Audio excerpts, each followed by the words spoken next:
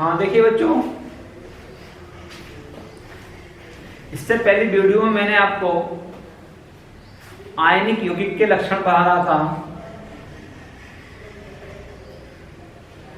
कि आयनिक यौगिकों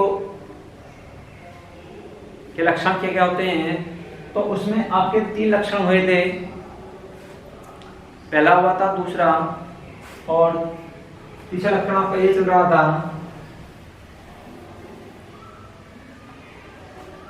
कि आयनिक यौगिक विपरीत आवेशित आयनों से मिलकर बने होते हैं। इन आयनों के मध्य स्थिर वैद्युत आकर्षण बल का मान बहुत अधिक होता है। इस कारण इनके क्रिस्टल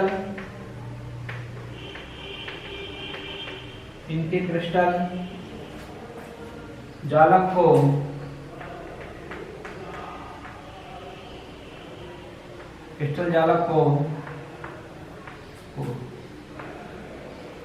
तोड़ने के लिए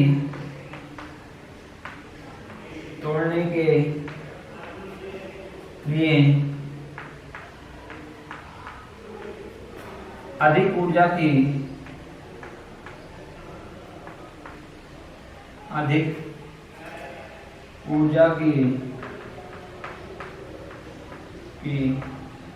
आवश्यकता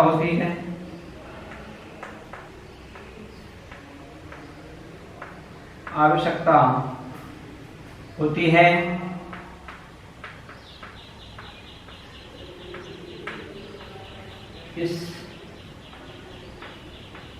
इसलिए इन यौगिकों के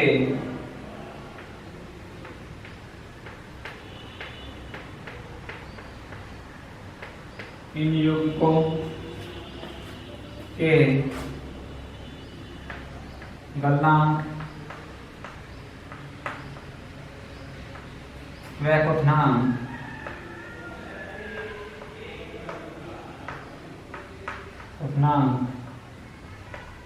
कुछ होते हैं।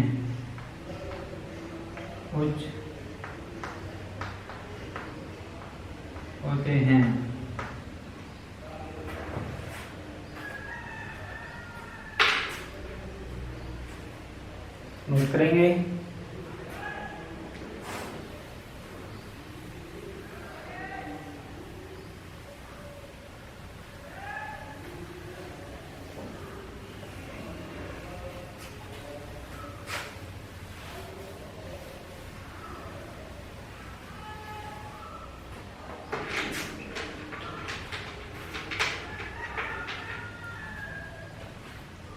अगला जो पॉइंट आता है नंबर 4,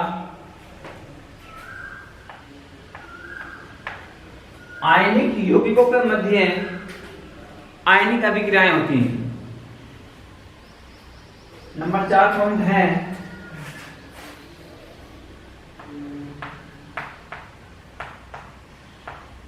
आयनिक यौगिकों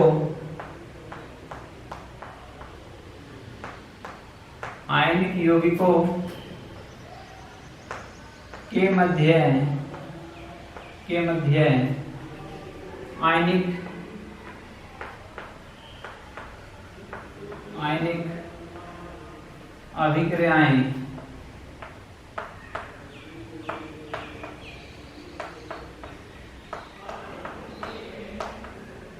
आयनिक अभिक्रियाएं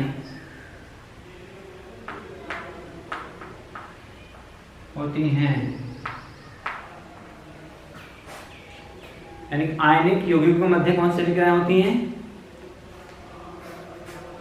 आयनिक यौगिकों के मध्य आयनिक अभिक्रियाएं होती हैं। और आयनिक अभिक्रियाएं जो होती हैं ये तीव्र गति से होती हैं। एक होती है आणविक अभिक्रियाएं, एक होती हैं आयनिक अभिक्रियाएं। तो आणविक अभिक्रियाओं के होने में ज्यादा समय लगता है और आयनिक अभिक्रियाओं के होने में कम समय लगता है। इसलिए आयनिक अभिक्रियाओं को तुरंत अभिक्रियाएं भी कहते हैं।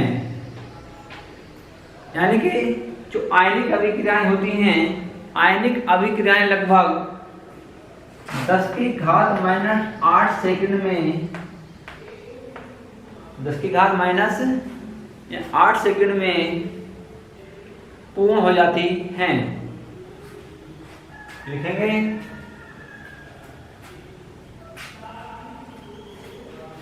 अभिक्रियाएं होती हैं, ये अभिक्रियाएं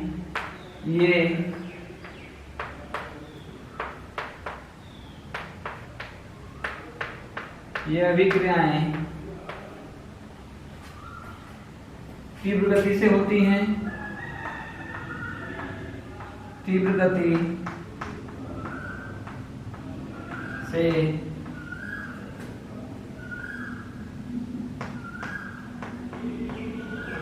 होती हैं।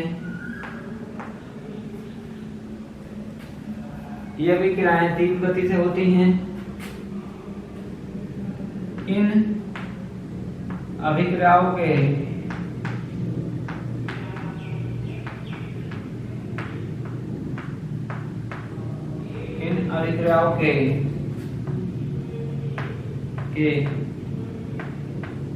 पूर्ण होने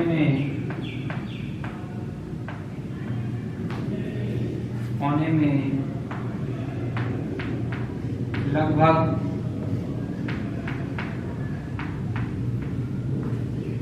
10⁻⁻8 सेकंड का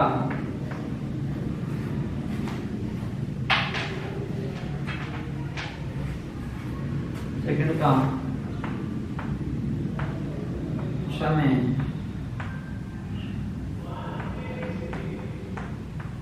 लगता है। आई बात में कि जो आयनिक अभिक्रियाएं होती हैं वो तीव्र गति से होती हैं, इसलिए इन अभिक्रियाओं को तुरंत अभिक्रियाएं भी कहते हैं। और इन अभिक्रियाओं के पूर्ण होने में कितना लगभग 10⁻⁸ सेकंड का समय लगता है। या कह सकते हैं कि ये अभिक्रियाएं 10⁻⁸ सेकंड में पूर्ण हो जाती हैं।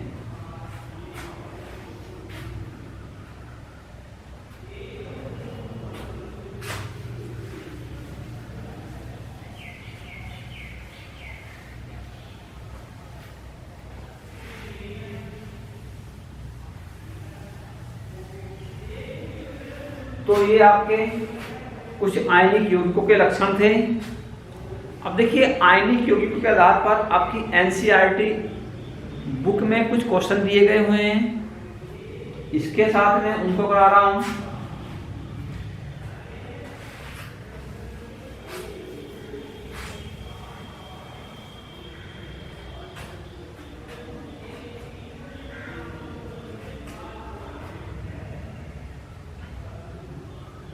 पहला क्वेश्चन आता है उसमें कि आयनिक यौगिकों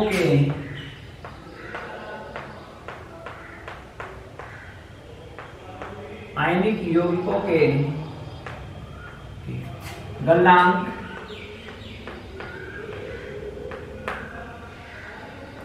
व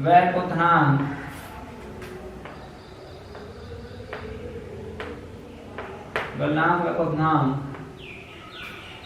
कुछ होते हैं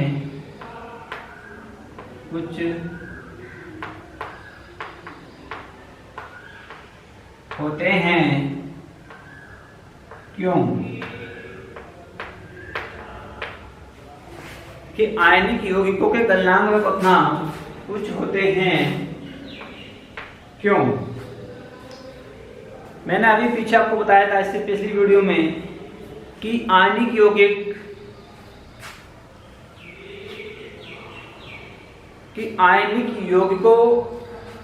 के आयनों के मध्य जब वो यौगिक का निर्माण करते हैं तो उन यौगिकों के मध्य स्थिर वैद्युत आकर्षण बल लगा होता है, अर्थात इनके आयन स्थिर वैद्युत आकर्षण बल के द्वारा एक दूसरे से बंधे होते हैं,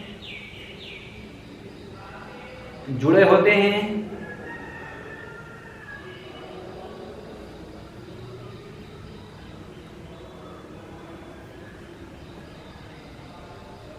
इनके जो आयन होते हैं वो विपरीत आवेशित आयन होते हैं और इन्हीं यौगिकों की जो एक क्रिस्टलीय जालक संरचना बनती है, तो उस संरचना को तोड़ने के लिए अधिक ऊर्जा की आवश्यकता होती है। इसलिए इनके गलनांक व क्वथनांक उच्च होते हैं।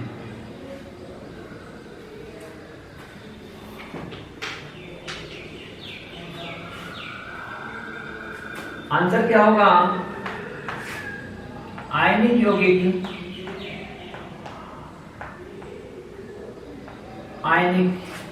यौगिकों के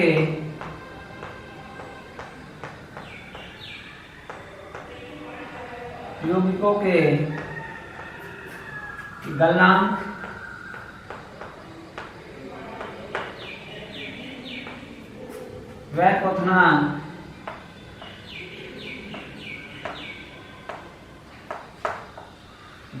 व क्वथनांक कुछ होते हैं।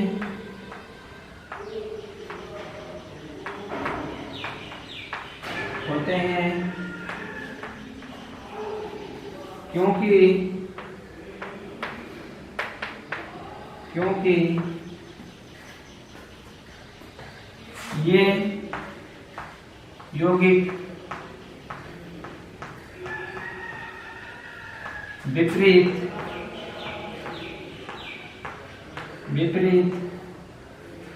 आवेशित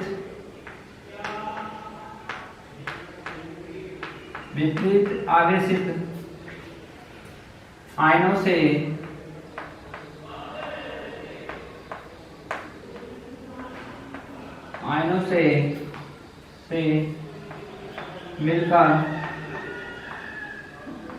मिलकर बने होते हैं।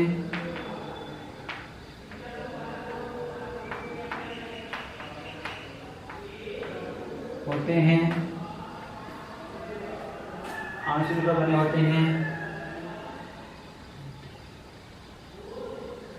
इनके विपरीत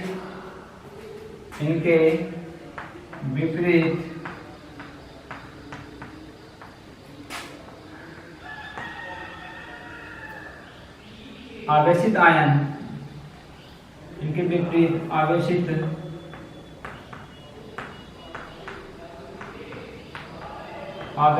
आयन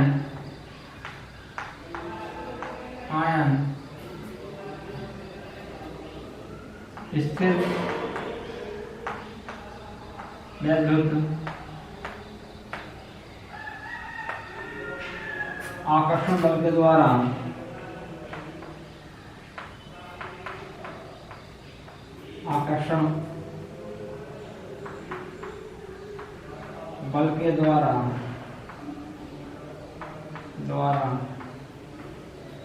एक दूसरे से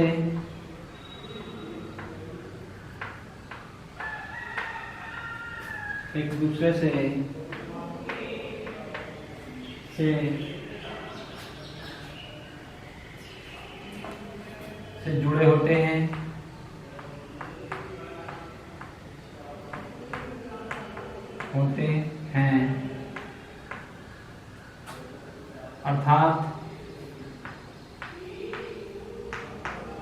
अर्थात इनके क्रिस्टल जालक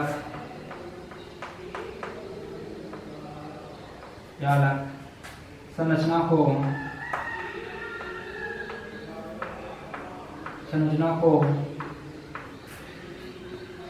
को तोड़ने के लिए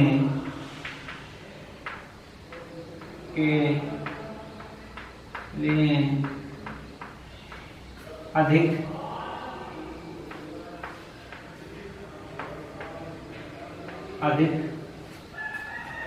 ऊर्जा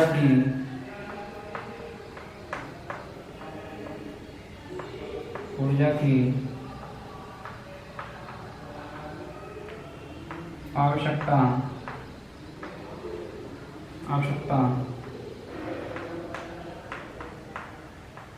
होती है।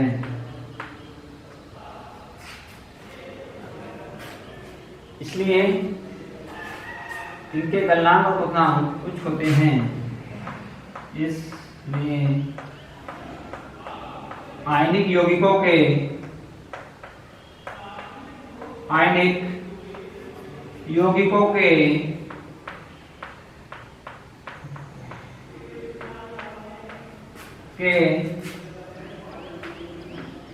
गलनांक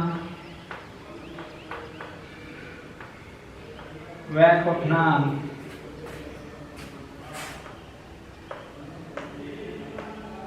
क्वथनांक कुछ होते हैं।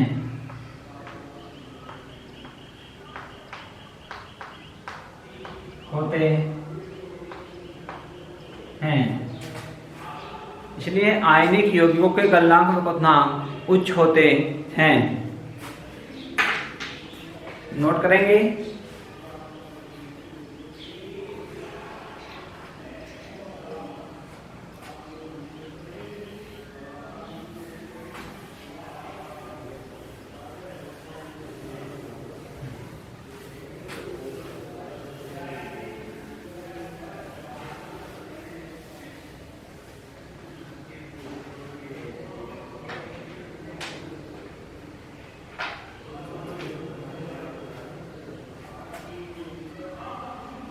अगला क्वेश्चन आता है ठोस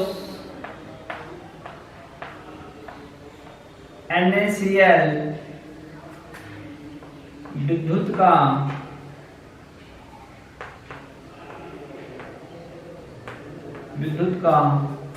कुचालक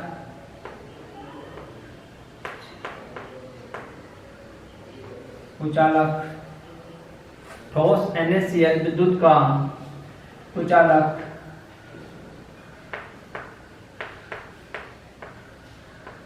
होता है।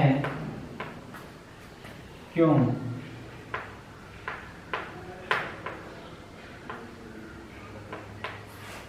यानी ठोस NaCl विद्युत का कुचालक होता है। क्यों?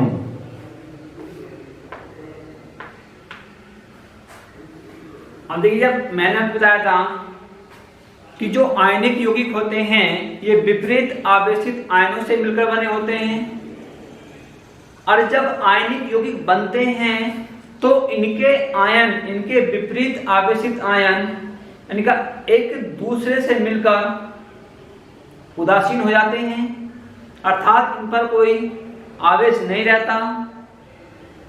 तो कहने का मतलब है कि उदासीन अवस्था में कोई भी यौगिक विद्युत का चालन नहीं करता। कह सकते हैं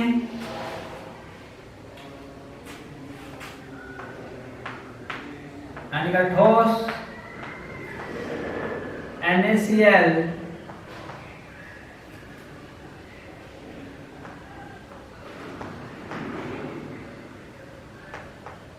विद्युत का कुचालक होता है। कुचालक होता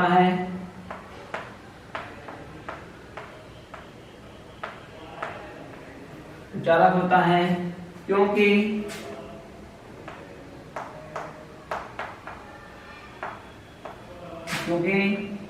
NaCl विपरीत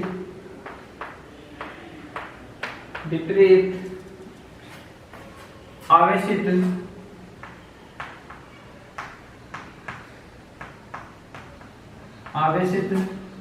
आयनों से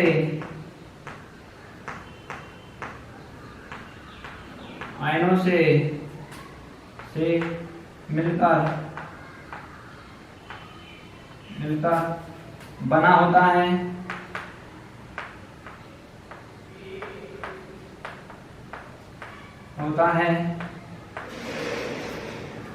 ये विपरीत आवेशित आयन, ये विपरीत आवेशित आयन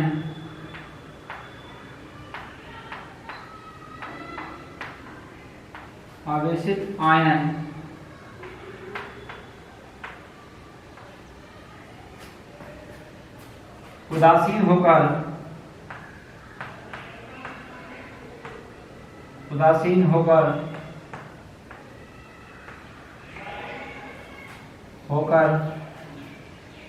ठोस NaCl का निर्माण करते हैं।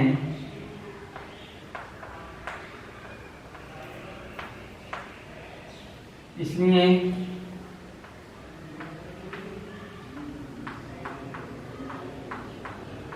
ठोस NaCl विद्युत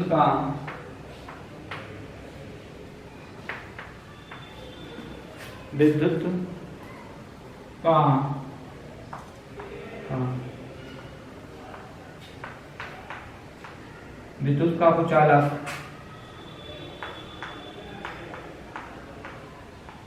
होता है। आयनीय वाष्प में इसलिए जब ठोस NaCl होता है विद्युत का कुचालक होता है, क्योंकि उदासीन अवस्था में कोई भी यौगिक विद्युत का चालन नहीं करता, क्योंकि वह उदासीन है। और उदासीन परमाणु होता है, यौगिक होता है, तो उसके अंदर करंट का फ्लो नहीं होता। तो इसलिए जब NaCl ठोस अवस्था में होता है तो यह उदासीन होता है। उदासीन होने के कारण ही क्या करता है, ये विद्युत का चालन नहीं करता है।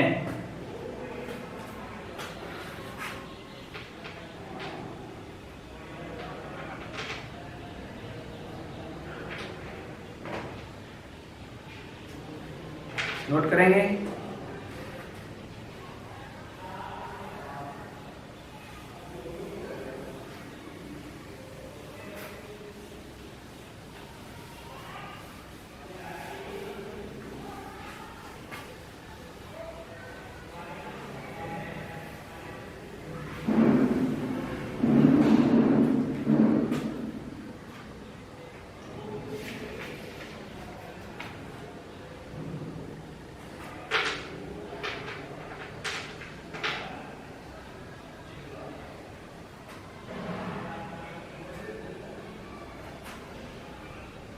एक अगला क्वेश्चन आता है कि आयनिक यौगिक ठोस व कठोर होते हैं क्यों। समझना है, क्वेश्चन में समझना है कि आयनिक यौगिक जो होते हैं वो ठोस होते हैं और कठोर होते हैं क्यों। देखिए क्वेश्चन बार बार सब रीजन एक ही आ रहा है, बार बार वही चीज आपके सामने समझ में आ रही है कि आयनिक यौगिक जो होते हैं वो ठोस होते हैं और कठोर होते हैं क्यों। वही बात है कि आयनिक यौगिक जो होते हैं वो विपरीत आवेशित आयनों से मिलकर बने होते हैं, और जब ये विपरीत आवेशित आयनों से मिलकर बने होते हैं तो इन आयनों के मध्य स्थिर वैद्युत आकर्षण बल बहुत अधिक लगा होता है।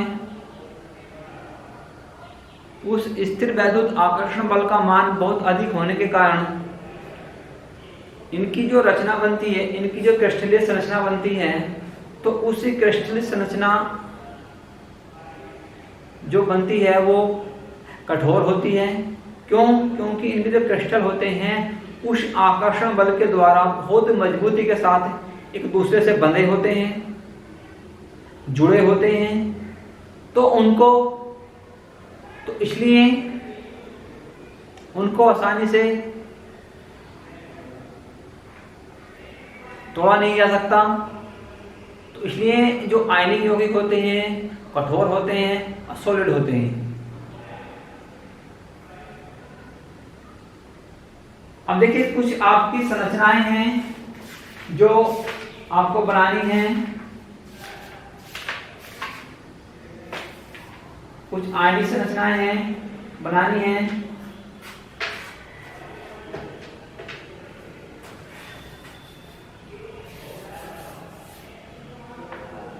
क्वेश्चन आएगा यानी निम्नलिखित की बिंदु संरचना सूत्र लिखिए। निम्न के बिंदु संरचना सूत्र लिखिए। पहला है मैग्नीशियम क्लोराइड।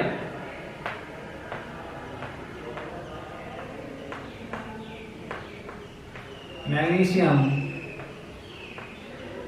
क्लोराइड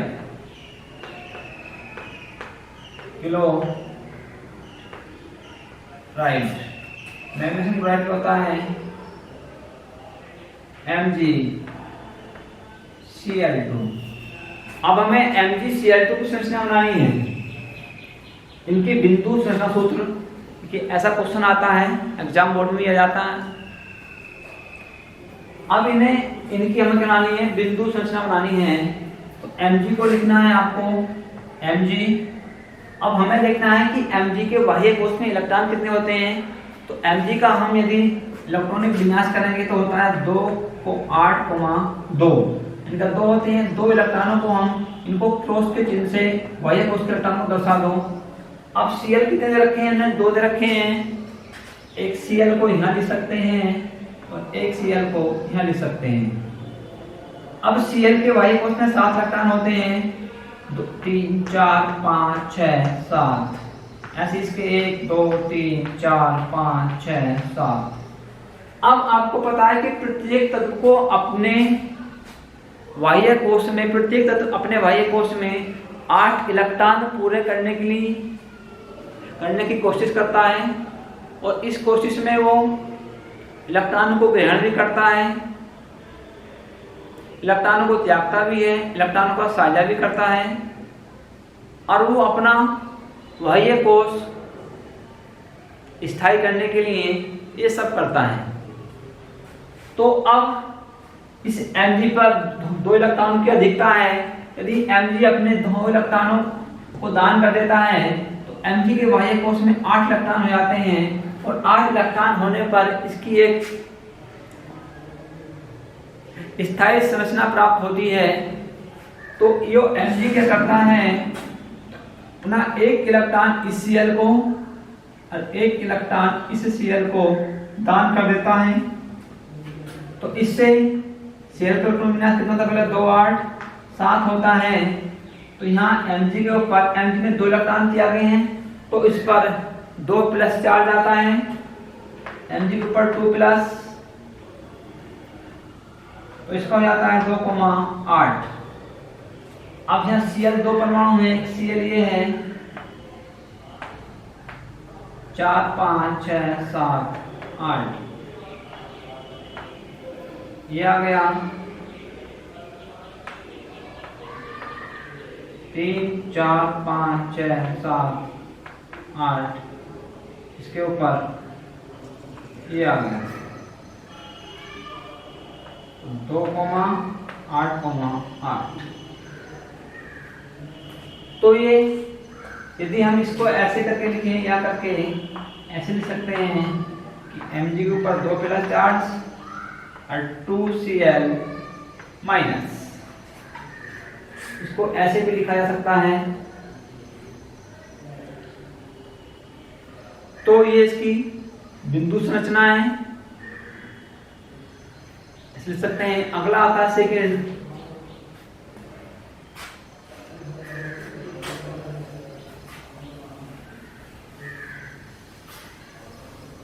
बच्चों इस वीडियो में इतना ही। अगली वीडियो में एक अगली संरचना के साथ आपके सामने पुनः उपस्थित होंगे। तब तक के लिए